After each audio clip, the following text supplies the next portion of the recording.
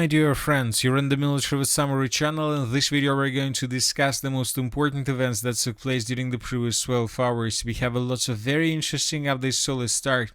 Yesterday in the evening, Zelensky blamed the Russian Federation and the President of the Russian Federation, Vladimir Putin, that the Russians rejected the peace proposal that was prepared by Ukraine and the European countries. Zelensky commented on Putin's speech at the Defense Ministry's board today. He stated that today we heard from Moscow another signal that they are preparing next year as a year of war. It's important that our partners see this, and it's important that they not only see it but also react to it, particularly our partners in the United States of America, who often say that Russia supposedly wants to end the war.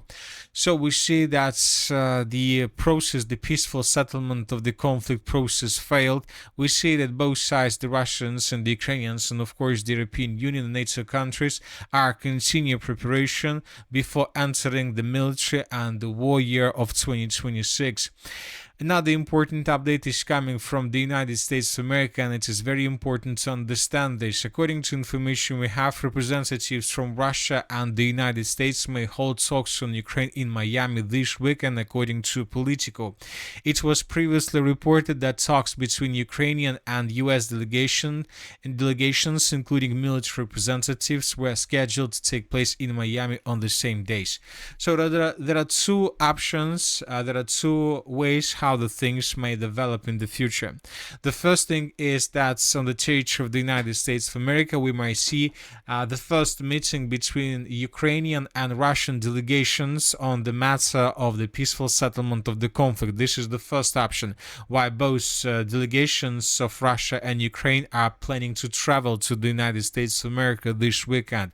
And the second option is that there is nothing to talk about from the United States of America about the peaceful settlement and about position of Ukraine regarding this peaceful settlement of the conflict. So that is why the United States of America decided not even to travel to the Russian Federation, because they have nothing to show Russians, they have nothing to tell Russians about the situation.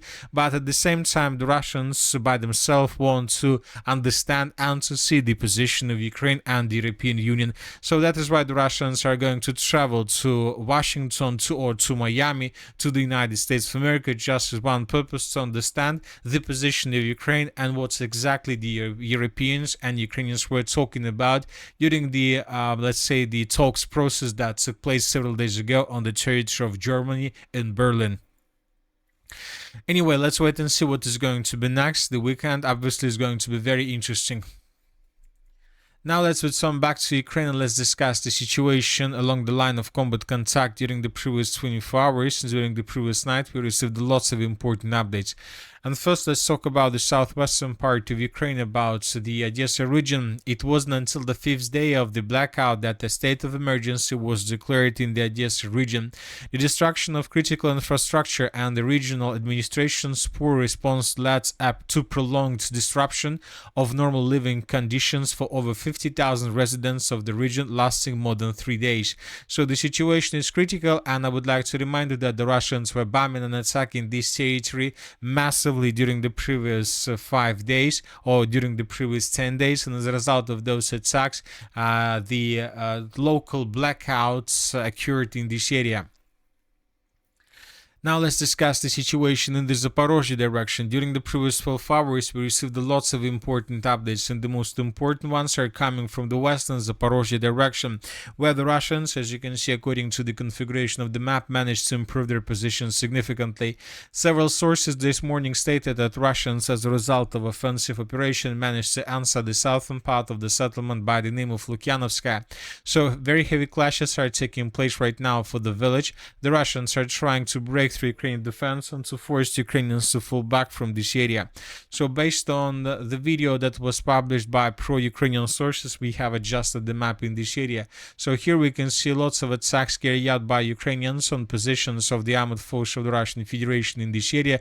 Lots of attacks took place exactly in this region, and these buildings, all these constructions were geolocated. And based on this video and based on the reports that were published by different sources, we have adjusted the map. So this is the situation by the end of the 16th of December. I would like to remind you that by the end of the 17th of December, we adjusted the map to the east of Stepnogorsk based on the video that was published by pro-Ukrainian sources. And by the beginning of the 18th of December, we clarified the situation in this region by adding additional territories under complete control of the armed forces of the Russian Federation. So now we can make the conclusion that Russians control or establish control over these huge territories, and they managed to take under complete control this dense network of the fortifications, which means that the Russians have a very strong position. Most likely Russians will continue offensive, and most likely in coming days we will get additional updates from the territory to the east of the settlement of Lukyanevsk. We are talking about this dense network of the fortifications. As for the eastern Zaporizhzhia direction, during the previous 12 hours, we haven't received anything that can clarify or to adjust the situation on the ground. There are very heavy clashes right now. The Russians are trying to improve their positions on the Ukrainian side of the river of Gachul. Today, several sources reported that the clashes have begun for the village of Zaporizhzhia, that Russians are trying to improve their positions between the settlements of Pishan and Gerasimovka. So the Russians are trying to take as many as possible territories on the Ukrainian side of the river, with the purpose then to continue offensive operation in the direction of the village of Ternovata. Now let's move further and let's discuss the situation in the Pokrovsk direction. During the previous 24 hours, we received lots of very important updates from this area. And first, let's talk about the settlement of Novopodgorodne, which is located to the west of Udachne along the railways in the direction of the settlement of Mizhova. This video was published today by pro-Ukrainian sources, and here we can see a very heavy explosion in the central part of the settlement. And some sources are saying that Ukrainians destroyed this building because they were retreating from this area under the pressure of the armed force of the Russian Federation. A few more sources reported that Ukrainians destroyed this building because the Russians managed to capture this territory and the building was already mined, so that is why they destroyed it.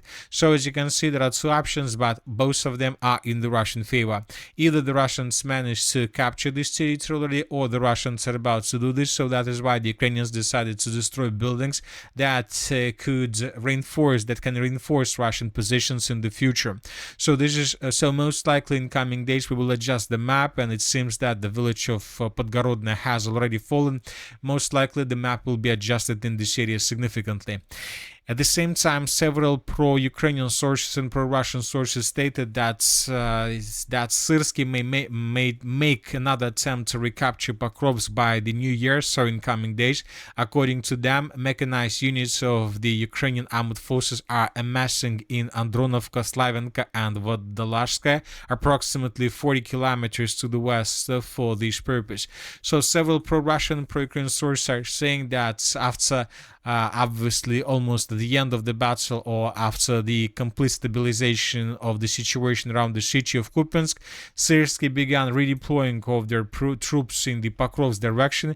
Currently he is concentrating a critical mass somewhere in this area, and when the process is being finished, the Ukrainians may try to counterattack in the area of the villages of Udachne and in the direction of the city of Pokrovsk, with the purpose to answer the city before the end of 2025 with the media purposes. The Ukrainian sources are saying that for these purposes, the Ukrainians are planning to take some forces from the Sumy direction. We're talking about the 71st Infantry Brigade, 47th and 78th Brigades as well.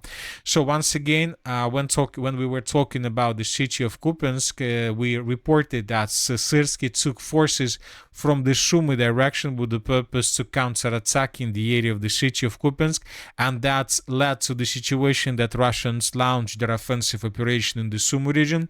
Now we received the report that Syrsky decided to take few more brigades from the Sumy region and to redeploy them in the direction of the city of Pokrovsk, which means that the situation in the area of the Sumy will continue deteriorating, which means that Russians will intensify their offensive operation in this region with the purpose to create or to take under complete control additional buffer zone between the city of Sumy and the border with the Russian Federation. Furthermore, we have report that Russians improved their positions on the territory of the city of Mirnograd itself. So these are the changes on the ground between the dates. This is the 17th of December. This is the 18th of December. The Russians improved their positions around the settlement of Svetla, and Russians improved their positions in the southern part of the northern part of the city of Mirnograd. Now let's move further and let's discuss the situation in the Slavyansk direction. Currently there are very heavy clashes for the settlements of Ozerna and Dibrova. The Russians continue advancing in this area, and during the previous 12 hours additional changes on the ground were recorded. So these are the changes between the dates. The Russians are trying to take under control this dense network of the fortifications and the settlement of Ozerna itself.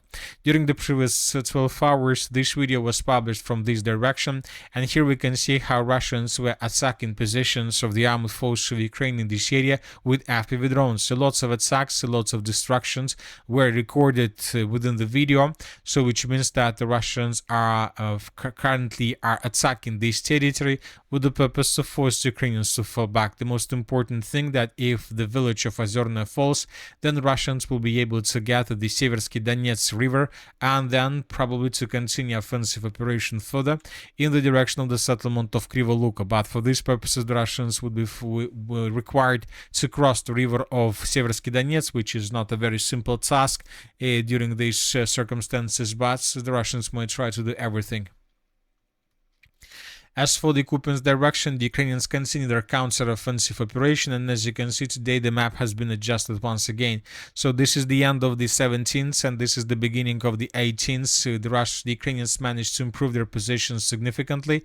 Furthermore, we have a video that was made at the beginning of December, so as of now we don't know for sure whether we need to make adjustments on the map or not.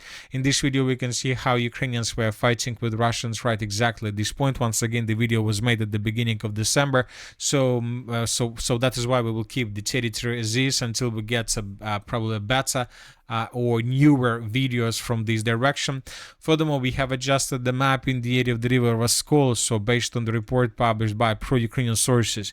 And another important story is connected with the city of Kupiansk. If you remember, several days ago, the Minister of Defense of the Russian Federation published this video where we can see how a Russian soldier was moving through a street, and later pro-Russian sources stated that this video was made right exactly at this point of the city of Kupiansk. So right here we can see the map and we can see coordinates of where exactly the video was made according to pro-Russian sources. But 2 days later, yesterday in the evening, some Western sources managed to geolocate the exact position of the Russian soldier, and according to information we have, the video with the Russian soldier was made on the territory of the settlement by the name of Tavlazhanka. So this is the street and this is the Russian soldier, and this is exactly the place where the video was made.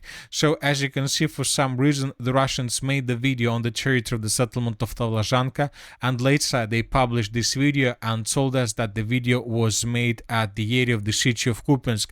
And with this video the Russians were trying to confirm that the city of Kupiansk is under complete and strong control of the armed forces of the Russian Federation.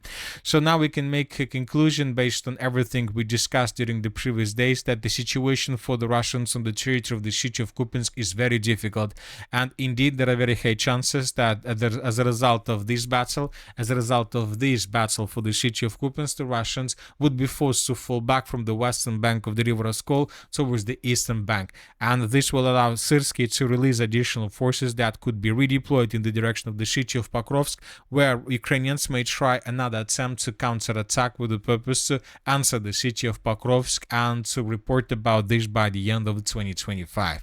So the situation is very difficult, so let's wait and see what is going to be next. And that's it for the short video. Military with Samurai channel reminds we condemn any violence in the world. Thank you for your watching. Subscribe to my channel, put your likes, join my Patreon, and have a good day. Bye bye.